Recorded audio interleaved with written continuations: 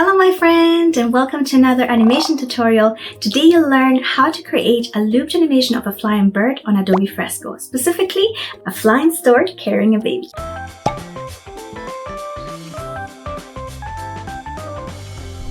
I first started with a loose idea. I wanted to practice animating a bird flying and understand its mechanism. So I started sketching a bird. I realized as I was creating this video that I do this a lot. I simply start sketching first and then let the ideas come naturally on where to take it next. It's like the action sparks my creative juices. The action, even if it's a super rough sketch, helps me make faster associations, therefore generate more ideas quicker. The sketch started with a puffin. Not too long ago, I enjoyed Cartoon Saloon's animated movie Puffin Rock and the New Friends. And while it's made for little kids, the animation is just so lovely. Anyway, then I remembered Mother's Day had just passed by in Ireland and it's coming up soon on the 12th of May for a multitude of countries. I don't know if you knew that Mother's Day was different depending on the country. So a story carrying a baby was only logical from there. I'm sure that my association of this comes from the original Dumbo movie from Disney, where we see a delivery stork carrying the heavy Dumbo baby. Do you say Dumbo or Dumbo? I watched it first in Spanish, so we say Dumbo. And this is where I needed help from a reference, as I didn't know exactly what a stork looked like. It is different having seen them than having to draw one where you need to know absolutely every detail. The next step was sketching the animation. After a bit of trial and error, I was able to boil down this animation to only 4 images, or 4 frames if you will. This is because the movement is quite fast and you don't need so many in-betweens at all. The human eye does a really good job of filling in the motion. When I attempted to add more frames, it actually started to look a little choppy. So keep that in mind, more is not always smoother animation. The 4 poses are: number 1 is the wing up. Number 2 is the wing up, slightly stretched so that it has the anticipation to the next step. The next pose is the wing down. And the 4th and last step is the wing down, again stretched with anticipation to go back to the wing up, which was our first pose. Here's a little tip that helps me a ton. Mark the point on the body where the wings should start. This allows me to move the body as much as I like and always know exactly where the wings have to be located. So that makes sure that they remain in the same place, which makes my animation more consistent. I did the same for the baby pouch and the beak. I do this not only during the sketching process, but also when I'm coloring. What really makes the animation more realistic and nicer to look at are the secondary movements and these little details. The first detail is the bird goes slightly up and down depending on the wing movement. Now test this yourself. Open your arms as if they were wings.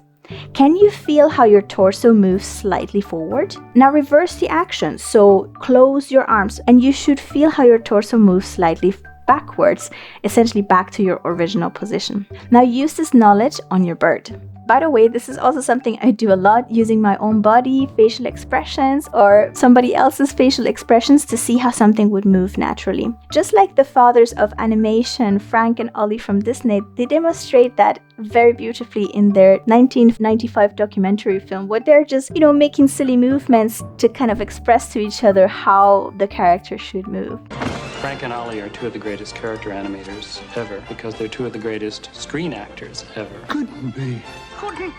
Never mind all that. Adding these kinds of little details also help to exaggerate or accentuate the movement of your character. The second detail is the baby pouch also has to move a bit to make it less stiff. There is wind and the bird is moving, so naturally it's going to influence the baby's pouch movement. When the bird goes up, the pouch moves slightly angled to the left, and when the bird goes down, the baby pouch goes slightly to the right. Since the baby's movement is triggered by the bird's movement, it is more of a secondary animation and happens just a little after the bird has moved. I made also the feet move a little bit as a secondary action, and because they're stiff, there's less movement needed than the baby pouch. When the bird goes up, I made the neck move because of the added weight of the baby. but it is so faint you can actually barely see it in the animation. While it is subtle, I felt it added to the realism of the movement. It's sort of like showing the strength that the bird needs to bring up to be able to keep the baby. And lastly, every few wing flaps, the bird blinks, which makes the bird feel more alive and less robotic. Now, how to create the loop. The key thing about creating loops is that the last frame is a step directly before the first frame of the animation. In this case, the bird's last frame is the wing down stretch with anticipation, and naturally the next frame must be the wing up, which is our first frame. There was no need to make any further changes to make this a looped animation for me. Things to keep an eye on though. It is important that the last and first frame are not the same, because there would be a repeated action and it might look choppy or slightly elongated in the animation. The last frame and first frame have to be the immediate predecessors. If it's not, it means in-betweens are missing and the animation will look jumpy, or it will be obvious that steps are missing.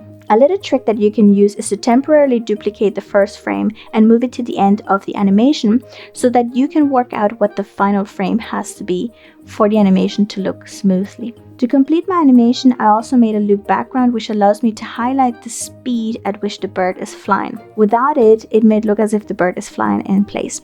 So, for the clouds, the same applies as mentioned before, just that here we are changing the position of the clouds. So when looping them around, I had to maintain the same height for the loop to look correctly. For this, I used the grid and onion skin to help me maintain the consistency. With the transforming tool, I continuously moved them slightly to the left each time, and when they disappeared out of the frame, I copied them to the right hand side and continued moving them left with each frame until I reached one frame position before the first frame. Make sure that the spacing between the frames is even so that the movement looks smooth. And again, here the best way to maintain that spacing is with the onion skin and the grid on. Naturally, clouds will change shape slightly, but for a looped animation, I don't recommend it, as you couldn't get the last frame to turn into the first frame naturally, or at least it adds more complexity to the animation. The 4 bird poses containing all the details are split into 4 frames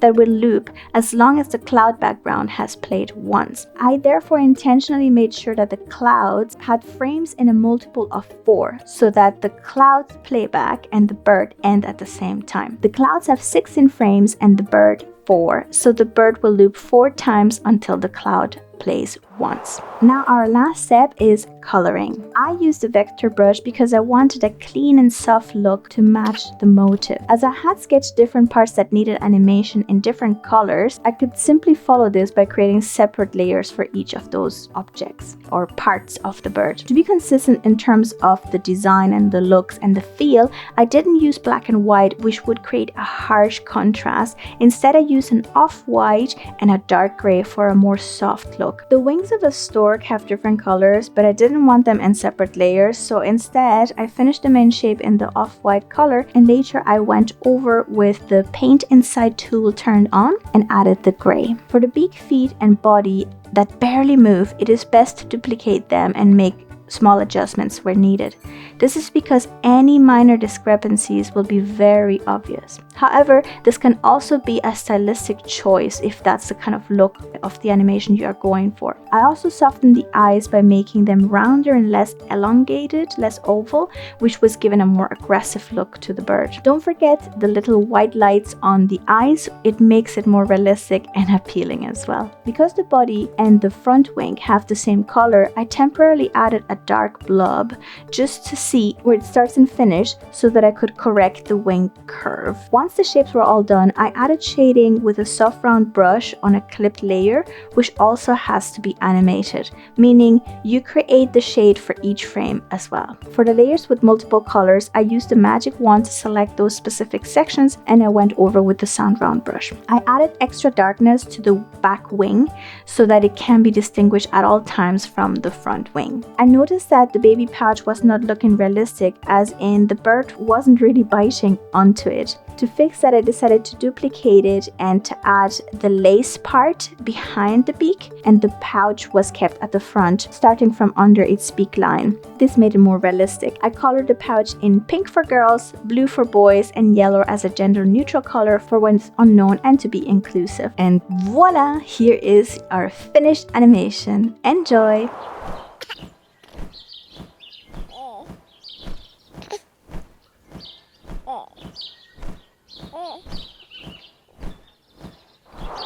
I hope you've enjoyed this tutorial and learned a few tricks to make it easier to animate in Adobe Fresco. If so, don't forget to hit the like button for this video and subscribe for more. Happy animating!